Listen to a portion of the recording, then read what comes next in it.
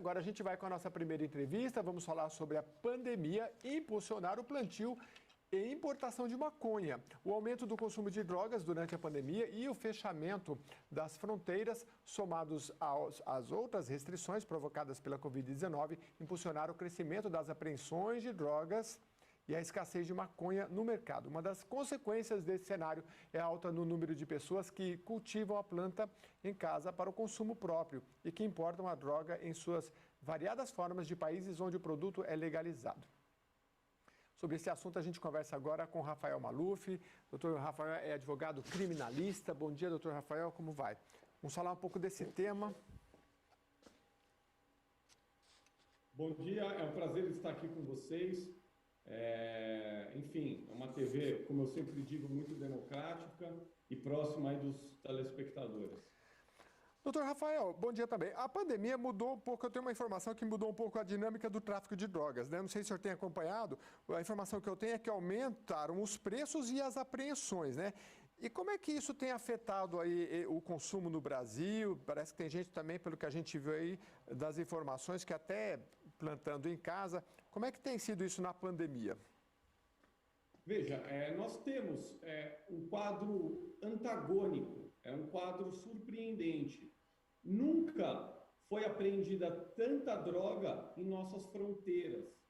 Então, o número de apreensão, em razão do aumento das fiscalizações causadas aí pelo Covid e tudo mais, ensejou numa apreensão 12 vezes maior do que o ano anterior. Por outro lado, nós temos um aumento de atendimentos pelo SUS de pacientes, enfim, internados pelo uso de entorpecentes. Então, veja, nós temos duas situações em que, por um lado, houve o aumento das apreensões em nossas fronteiras e, por outro lado, o aumento do consumo, né? Isso se dá também pelas pessoas ficarem mais em casa, não terem atendimentos coletivos aí para dependentes químicos. Então, o que nos leva a crer? Que diante do fechamento das fronteiras, né, e desse grande número de apreensões, a única hipótese aí que nós temos é que houve um aumento da produção de entorpecentes no mercado interno para que possa aí suprir a necessidade dos usuários. Entendi. Interessante, mas 12 vezes realmente é um número bem assustador. Doutor, e a pessoa, por exemplo, que o plantio, no caso da maconha em casa, né? Quais são as implicações legais? Porque me parece que não tem limite, né? Eu plantar uma plantinha ou meia dúzia, enfim, né? Exatamente, você tem toda a razão, e esse é um dos maiores problemas da nossa legislação. Então, como não há critérios objetivos, né? A nossa lei traz critérios subjetivos, a pessoa que planta cannabis dentro de casa, ela poderá incorrer no crime de tráfico de drogas. O que isso significa, em resumo? Que ela poderá ser presa por um crime cuja pena vai de 5 a 15 anos de reclusão. Então, olha a gravidade disso. Quer dizer, como nós não temos critérios objetivos, tá? A pessoa sim corre o risco de ser interpretada como traficante e presa, processada, né? E poder cumprir pena de um crime cuja pena vai de 5 a 15 anos de prisão. Entendeu? Olha a gravidade disso, né, que nós temos. Agora, doutor, e a justiça ou a penalidade não tem meio termo, né? Ou é enquadrada como traficante ou não é, né? Não vai, e se a pessoa for enquadrada, não vai ter porque até então nós tínhamos assim, na lei de drogas, o senhor podia até esclarecer um pouquinho mais, até para o consumo, uma questão de limite, ainda existe esse limite de quanto é o que se consome, quanto é que se é caracterizado como traficante, quanto é caracterizado pelo limite que, no caso de uma apreensão, caracterizar como usuário? Ainda existe esse limite na lei? Veja, não existe o limite, tá? A nossa lei não prevê critérios objetivos. Então, nós temos hoje, na nossa lei, a 11.343 de 2006, que tipifica o uso e tipifica o tráfico de drogas. O artigo 28 prevê a conduta do usuário, tá? Que é uma conduta apenada, ou seja, a pessoa não vai presa, né? Então, se o cidadão for flagrado plantando ou na posse de determinada quantidade de entorpecente, ele poderá ser enquadrado no artigo 28, tá? Como usuário. E o que acontece numa circunstância como essa? Ele será encaminhado a um distrito policial, será lavrado um termo circunstanciado, tá? E ele se comprometerá a comparecer a uma audiência, onde a pena dele poderá ser advertência, prestação de serviço à comunidade ou uma medida socioeducativa. Como não há critérios objetivos, quem determinará se ele se enquadra como usuário ou traficante é a autoridade policial. Tá? Não tem critérios objetivos de quantidade de droga. Então, vai da convicção do delegado, que verificará as condições do crime, a quantidade da droga, mesmo sendo objetiva, os antecedentes criminal da pessoa, se ela tinha profissão, enfim, vários detalhes para se chegar à conclusão de que se é usuário ou traficante. O grande problema se nós temos critérios subjetivos, a pessoa corre o risco, o usuário corre o risco de ser enquadrado como traficante. O que isso vai acontecer? Como isso vai desenrolar? Se a pessoa for presa e a conduta for capitulada no artigo 33 da lei, que é o tráfico de drogas, ela será presa em flagrante, tá? Em 24 horas, ela deverá comparecer em uma audiência de custódia, tá? Todo esse tempo presa.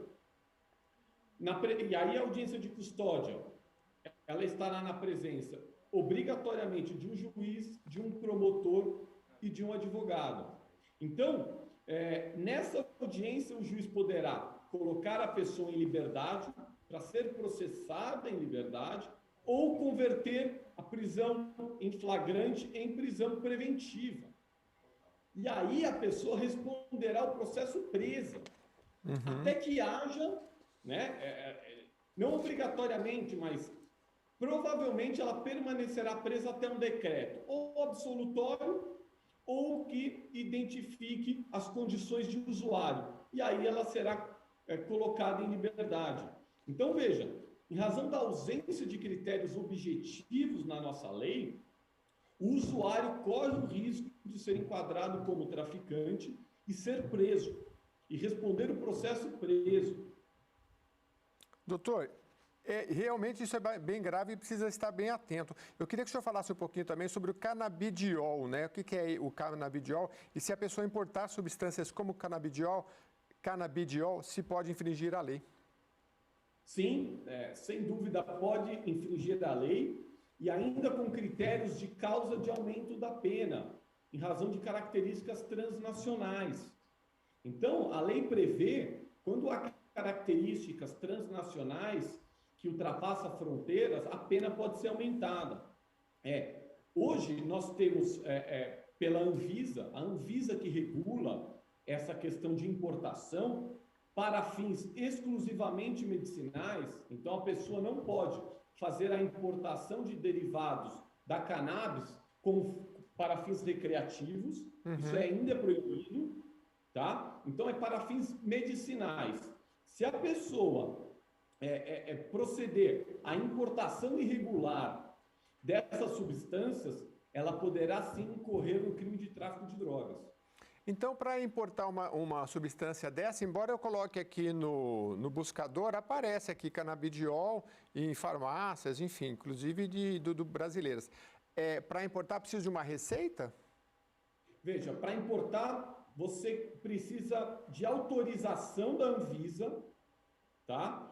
Com prescrição médica essa requisição pode ser feita pelo próprio paciente ou por um responsável, né? Em muitos casos é a criança que necessita desse medicamento. Então, qual é o procedimento? Você necessita de uma autorização expressa da Anvisa para proceder à importação. Uhum. E aí, você tem características de uma importação. Certo. Demora, né? O material, quando ingressado em território nacional, ele passa por uma inspeção. O preço dessa mercadoria, ele oscila em razão do câmbio.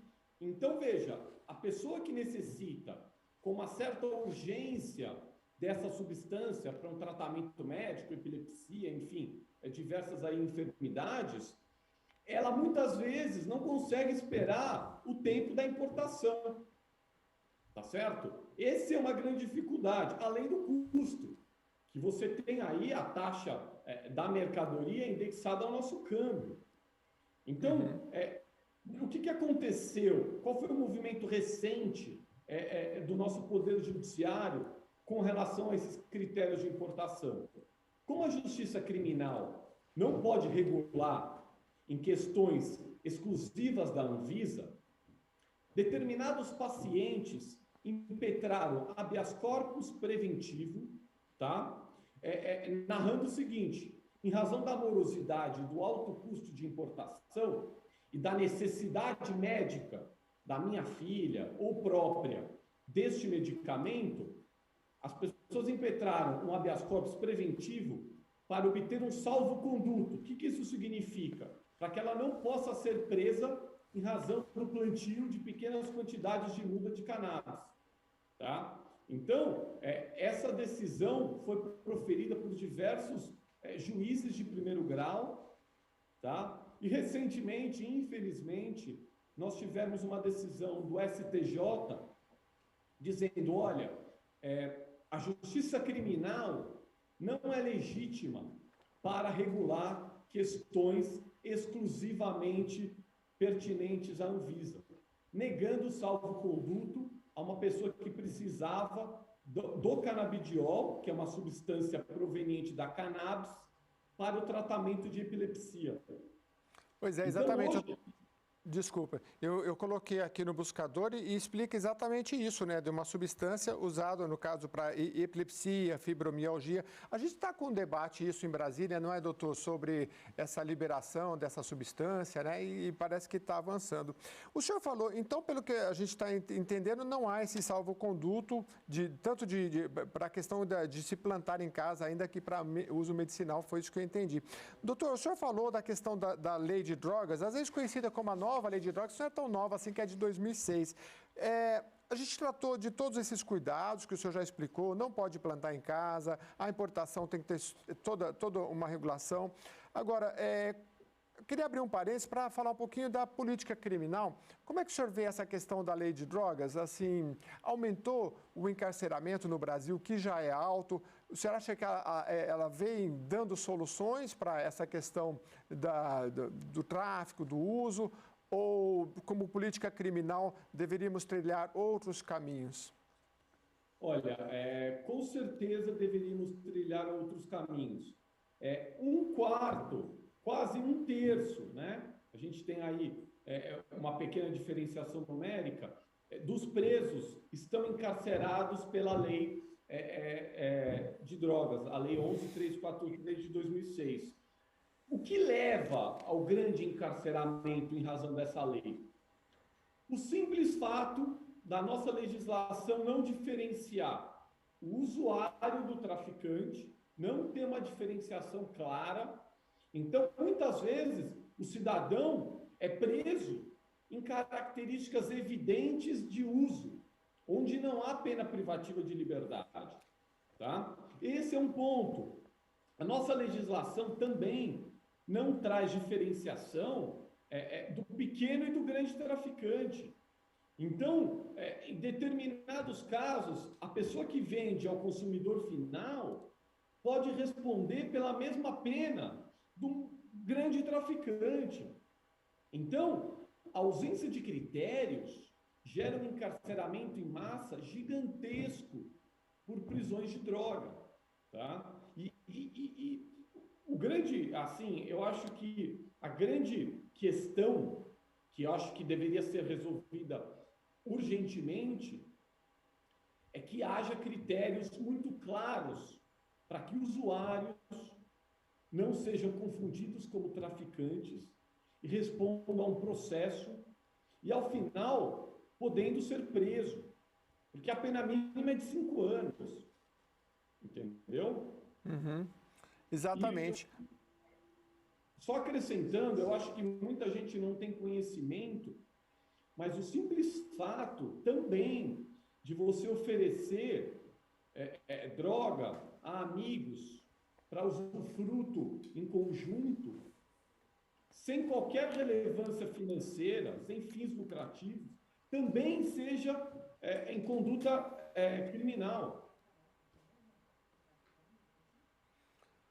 Entendi perfeitamente. Dr. Rafael Maluf, advogado criminalista, nos atualizando aí sobre a questão do tráfico de drogas e da importância de se estar atento ao plantio, que há uma dedução aí de que esse plantio tenha aumentado. E o senhor trouxe um número muito importante aqui de uma ampliação de 12 vezes nas apreensões de drogas. Então é preciso estar muito atento. Doutor, eu gostaria muito de agradecer a sua participação aqui no Jornal da Rede Alesp, já deixar o convite para próximas participações aqui. Muito obrigado.